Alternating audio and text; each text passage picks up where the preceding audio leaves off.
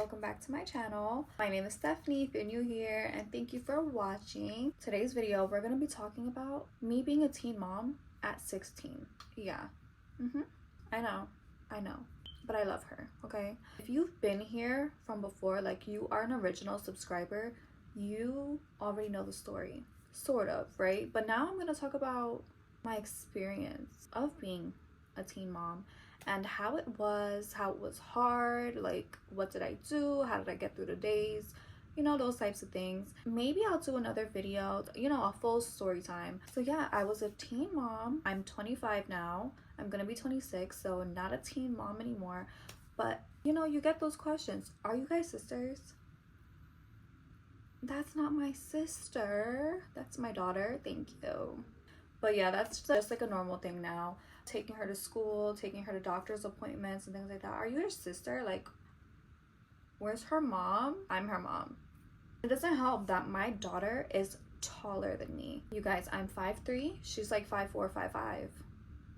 What? And her shoe size is bigger than mine. Can you even believe that? Like, that's literally insane to me. But anyways, so my experience as a teen mom, it was really hard. It was so tough. It was like the hardest thing I could have ever possibly went through in life.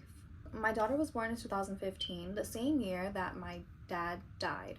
So my dad died in February 2015 and my daughter was born in September 2015, and she was a premature baby. She came out at 27 weeks and she was in the NICU for 2.5 months. Yeah, that's what happened. So after I gave birth, I was back and forth in the NICU all the time. We would go visit her and things like that. It was like the hardest 2 months, but those 2 months I really took the time to really prepare for her because she did come early. And yeah, 2.5 months went by. November, she was ready to come home, and you know, when she was in the NICU, she went through tons of surgeries. She was 2 pounds and 6 ounces. 2 pounds 6 ounces. She was so tiny, you guys. She was so tiny. She was in the incubator. When we'd have to hold her, there's a lot of wires and things like that. If you want me to talk more about that, I definitely can. Like my experience in the NICU as a teenager, yeah, I know. I could just imagine how badly they were judging me. You know, now my frontal lobe is totally developed, and I could just imagine how all those adults were judging me. Even though they're doctors, professionals, I know they were judging me. It was really hard being a teen mom. I had to adjust to so many things. You know, there's no handbook that says how to be a mom. There's no freaking handbook. Like, where's the handbook? But yeah, my mom was there to help me, but I could not depend on her, you know? Like, I couldn't really depend on her. There's some days, like, yeah, she'd totally watch my daughter, but I didn't really, like, I don't know, you guys, I didn't really trust her like that. That's a whole nother story though. Okay, I was still in high school, and there was some times that I let my mom watch. My daughter's name is Ariella. I let my mom watch Ariella, and I would come home and my mom would be drunk midday. But yeah, I can definitely do some story time about that because I have a lot. Okay, I have a lot. Yeah, I couldn't really trust my mom. Her dad's mom was also she's such a big help, and she helped as well, but she was at work a lot, so she really couldn't do anything, you know, she was at work. But support, she was there for sure. She was always there. Like, if I didn't have money for diapers, she was there. But I'm not saying my mom wasn't there. It was very toxic with my mom, very toxic. And it doesn't help that I was a teen mom, you know, so she probably even despised me even more because of that. I don't know. As I said, if you are an OG person watching me, you already know the drama. Like, you already know the drama. So at that time, I was in high school. I really tried to finish high school, but I couldn't. It became such a drag. It became so hard. At some times, I would be trying to do homework, and then Ariella would be crying. I remember this one time, I just broke down. I was like, I can't do this. I literally can't. I need to focus on her. And her dad, at that time, you guys, I'm not trying to make excuses, but we both were young, you guys. We were 16, so he would still be going out with his friends and stuff like that, and it is what it is. You know, things change. Things are so different now. Like, he doesn't even go out with his friends no more or anything like that.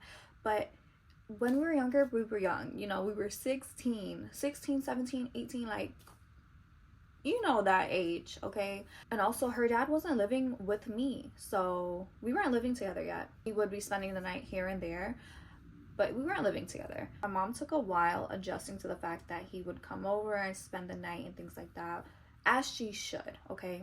As she should. But it was really hard, so I decided to drop out of high school, you guys.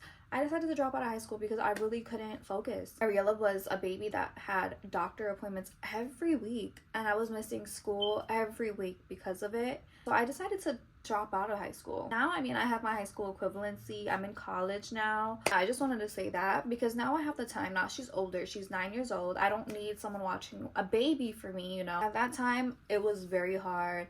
I just remember breaking down on my bed because I couldn't complete my homework. And Ariella was crying, and I was crying too because I just couldn't deal. So she took her for a second, and then I stopped my homework. I was like, you know, I'm not doing this shit. I'm not doing this shit. I went and like cooled off, relaxed a little bit, and she was sleeping at that. I literally can remember this. She was probably like, she was a baby. She was literally a baby. I don't remember the exact age, but before 1 year old. So yeah, I dropped out of high school. I got my first job when I was 17. I got my first job. I worked at Kids in Shape on Howard Beach. If you know, you know. I worked there. It was part of the summer youth employment program that I signed up for. I ended up trying to go to like another high school after the high school I dropped out of. It was like a quicker way to get a high school diploma.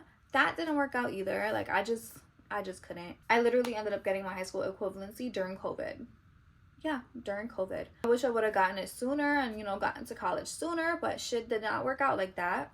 It didn't. I just want to say a little bit about my daughter's medical history because this plays a big part of like all the doctor's appointments I had to go through, or like just how much I wanted to be there for her. And that's why I stayed with her a lot. Like, I didn't want to leave her side type thing unless it was absolutely necessary then. So she has hydrocephalus. She was born with hydrocephalus. When she was in the NICU, she had a reservoir surgery. She had a lung collapse. When she was 1 year old, she got a shunt put in for her hydrocephalus. She had hemorrhaging in the brain. Stage 4. That's what caused the hydrocephalus, I believe. The pressure. So much doctor's appointments. She would have occupational therapy, physical therapy. It was a lot going on. So I just really had to be there for her because I just really couldn't, like, I couldn't just be like, here, mom, please. No, it wasn't like that. It was all me. And I'm so happy that I did that. I'm so happy I did that because, like, you know, there's some teen moms that would be like, depending on their mom to take care of the baby, but that was not me. She was like a baby. She was not a bad baby. She was super chill. She didn't cry throughout the night, and I adapted to her routine, and it was perfect. Okay, so yeah, as a teen mom, you're just in that mindset like, what am I gonna do? But at that time, I was just thinking about taking care of her. I wasn't thinking about school. I wasn't thinking about anything. I had like these temporary jobs, but I really wanted to stay home with her. Let me just preface and say that her dad is actively in her life, okay? It's just that I was with her a lot as a baby because he would be out. We weren't living together. He would be out the house a lot. And I was always in the house. Since before I was pregnant, always in the house. Even now, you guys, I'd be in the house. Now that my daughter's 9 years old, I have to deal with the fact that nobody thinks I'm her mom. But I love it. I love it. And I wouldn't change it for the world, you guys. It's like we're growing up together, you know. It's funny to say, but we really are. Like, I had her when I was 16. She's 9 and I'm 25 now. Like, she's literally growing up with me.